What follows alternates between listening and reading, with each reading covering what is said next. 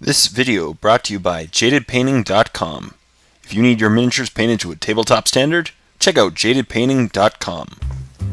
Hey everyone, welcome back to another part of my in-depth review of the new Dark Angels Codex. As always, my name is Jay, and I'm doing a very in-depth review of the new Codex that was just released for Dark Angels. Basically, thus far, I've gone through an overall picture of the new rules, the HQs, troops, elites, and dedicated transports. So now it's time for the fast attacks. Now, if you can see here, I will just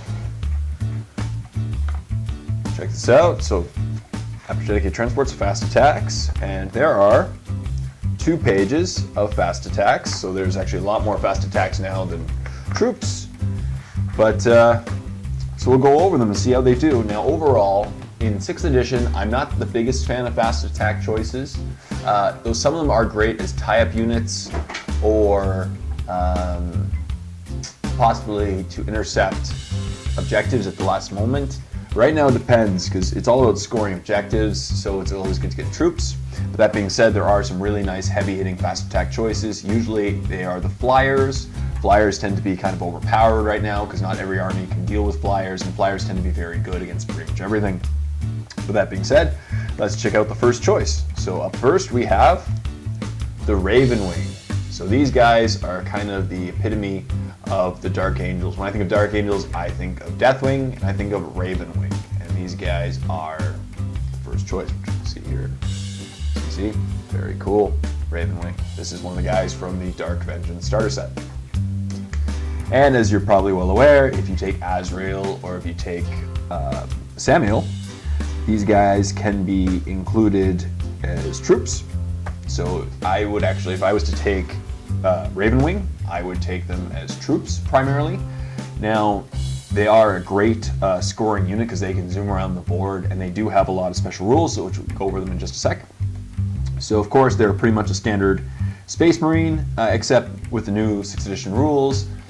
It used to be in the old edition, if you had a bike, you were increased toughness, but not for purposes of instant killing.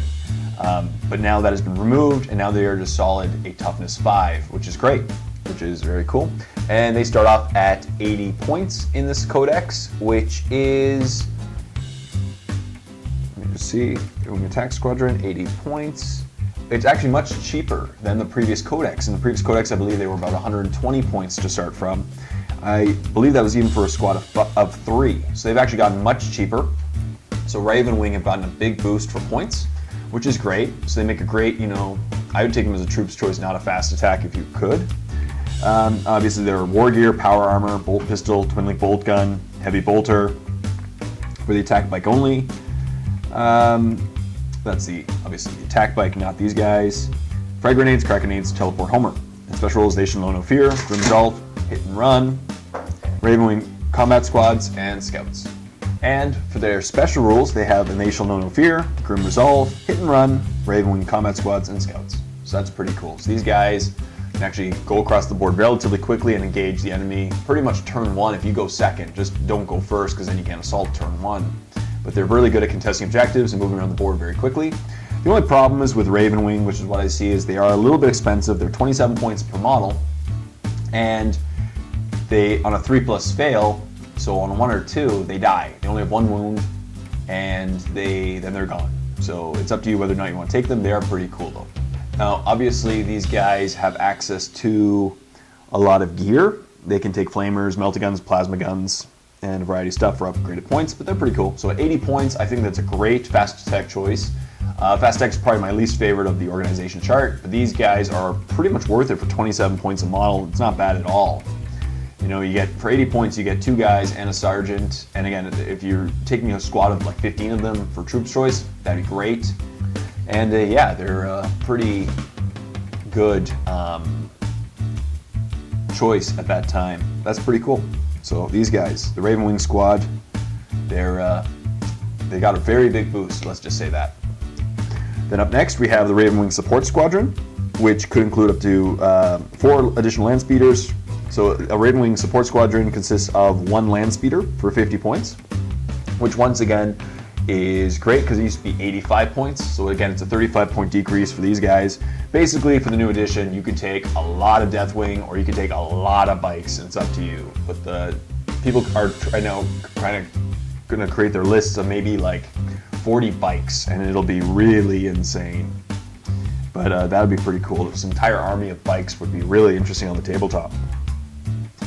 And you can include, obviously, up to 4 additional land speeders for 50 points a model, and they can upgrade their weapons. They have special rules deep strike, war gear, heavy bolter. That's cool. They have 2 hull points each, 10, 10, 10, all around. So that's not bad at all. Next, we have one of the new units. This is one of the new units specific to this codex. It's called the Ravenwing Black Knights. They were one of the new kits released. And they consist of a Black Knight and a Ravenwing Huntmaster. And they have power armor, bolt pistols, plasma talons, a Corvus hammer, frag grenades, crack grenades, teleport homer, and pretty much the same rules as the other riders. And they are 126 points each, which is kind of an odd number, 126. I'd prefer if it was like 125 because it's a nice round number that you can include war gear with. 126 isn't bad. It includes 2 Ravenwing Black Knights and a Ravenwing Huntmaster, and they have access to the same war gear as the Ravenwing Attack Squadron.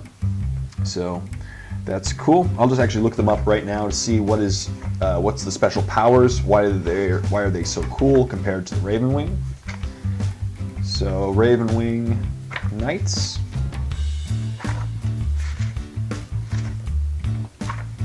So Kyle, Azrael, 47. All right. So the Ravenwing Black Knights. They have a power armor, so the Corvus hammer is actually one of the special things about them. Their stat line is basically identical to a normal Ravenwing biker, other than the fact they have a higher leadership and they get 2 attacks base, as opposed to the normal biker, which has 1 attack base. So for those extra points, the extra 46 points per squad, you get an extra attack per guy and higher leadership. So I believe they are fearless. I could double check that, maybe not, but they shall know no fear. And the Corvus hammer is the really cool new tool. So for 62 points, you get the Corvus hammer. Conversion field. Here it is. Corvus hammer gives +1 strength, and it's melee and rending. So that's not bad. You take a hammer and it's a rending attack, and they'll be going at strength 5 with toughness 5 as well. So that's not a bad tool to be having, you know, especially on a bike, so you can get in very quickly and do some damage and then get out with hit and run. So that's not bad. Up next, we have the Ravenwing Darkshroud, which once again is one of the new vehicles to come into the Codex, and it is a fast skimmer. It's 80 points. And it's armor 10 around and has 2 hull points because it's a fast skimmer. Its warrior has a heavy bolter and it can deep strike. It has icon of old Caliban, scouts, Shroud of Angels, and stealth. And it can replace its heavy bolter with an assault cannon for 20 points. So it's a relatively cheap fast skimmer. Nothing too amazing. Well, it's not going to be bad. I can see people taking these in small squads, but I don't really think they're going to be that required on the tabletop. Up next, we have the Assault Squads, which once again are a pretty standard fast attack choice for Space Marines. Assault Squads are great. They are now 85 points a model, and each additional one is 17 points. The old squads used to be 125 points in the old Codex, I believe. So once again, a huge drop in price, which realigns them like with the Blood Angels costs and with the other armies that have Assault Marines that have been updated for 6th edition or 5th edition. And they're not bad, you know, they're just normal Assault Marines. So there's nothing special about them. They have power armor, bolt pistol, chainsword, frag grenades, crack grenades, and jump packs. And they're basically just normal jump Marines for 85 points. Not bad, a standard choice. If you want to get some troops across the board very quickly, take these guys. But the biggest problem with them is that they don't score. So they can tie up and maybe contest objectives, but they can't score objectives because they are fast attack. And then up next, we have the 2 new flyers that the two new flyer options for the Dark Angels Codex, and as you're probably well aware, flyers are what's in right now in Warhammer 40k, since not much can deal with flyers, and flyers tend to be very powerful. So first we have the Nephilim Jet Fighter, and second we have the Ravenwing Dark Talon. First, the Nephilim Jet Fighter, which is 180 points. As you can see here, 180 points. It has a twin-linked heavy bolter, twin-linked glass cannon, and 6 black sword missiles. A special rules missile lock, strafing run, unrelenting hunter, and it can replace its last cannon with an Avenger mega bolter. It has armor 11 all the way around, 3 hull points, so it's a pretty standard flyer. And we'll look up more of the special rules regarding it. So the special rule Unrelenting Hunter. When shooting at enemy vehicles, an Nephilim Jet Fighter can choose to treat any weapon destroyed results as immobilized results. That's really nice, especially when shooting against flyers. That might be a great, wow, that's actually a really nice rule, because it's always great to immobilize, especially if the vehicle has a couple weapons that you really don't care about, or just want to keep it in position, like a big transport, for example. That'd be a really nice special rule to have. So that's great. That's great. And 6 black sword missiles. We'll look up what black sword missiles do. So black sword missiles, they are 36-inch range, strength 6, AP 4, heavy 1 use only. So that's pretty cool. Strength 6. So a bunch of strength 6 shots is never a bad thing, especially with a flyer. So these guys can fly onto the board, do a bunch of straight strength 6, add another flyer, take it down pretty easily, which isn't bad at all. So that's cool. So with twin-linked heavy bolters, twin-linked glass cannon, and 6 black sword missiles, this thing is basically a killing machine. If you pick on any other flyer, it will be taken down. Perhaps even a Land Raider with a las cannon, but it's only a 1 shot because the other things can't do anything to a las cannon, to a Land Raider. But against pretty much any vehicle, even a bunch of small squads, this thing would be a killing machine. So for 80 points, or sorry, 180 points, that's not bad. It's actually a pretty good, it's a really good vehicle. Of course, with new flyers, we all expected that they would be good because flyers tend to be very good. And second, for 160 points, we have the Ravenwing Dark Talon, which is, once again, ballistic skill 4, 11 around, and 3 hull points. And has 2 hurricane bolters, a rift cannon, stasis bomb, and it can hover strike. So 51, we'll just go to this for a second. So special rules hover strike. At the start of its movement phase, a model with the special rule can declare that it's making a special hover strike this turn. If it does so, its unit type changes to skimmer until the start of the next movement phase. It gains the strafing run special rule, but cannot move except for pivoting on the spot. So then it ceases to become a flyer, so if they get shot down or shot at, it gets different rules. That's actually pretty interesting. And it'll basically keep it alive for a little bit longer, I guess, and you don't have to move. So if you're going to the edge of a board, for example, you don't need to drive off the board. That'd be pretty nice. And it has 2 hurricane bolters, a rift cannon, and a stasis cannon. We'll look up what they do. So first, the hurricane bolters, 3 twin-link bolt guns, fired as a single weapon. That's pretty standard, that's great.